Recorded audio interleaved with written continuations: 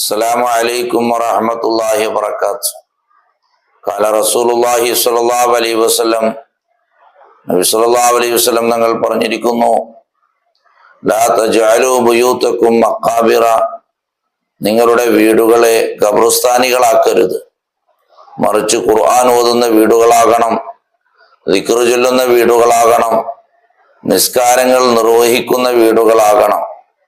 فإن الشيطان ينفر من البيت الذي تقرأ فيه سورة البقرة, തീർച്ചയായിട്ടും ബഖറ സൂറത്ത് ഓതുന്ന വീടുകളിൽ ശൈത്വാൻ താമസിക്കുകയില്ല, ഓടിക്കളയുമെന്ന് സയ്യിദന മുഹമ്മദ് മുസ്തഫ സല്ലല്ലാഹു അലൈഹി വസല്ലം തങ്ങൾ പറഞ്ഞിരിക്കുന്നു.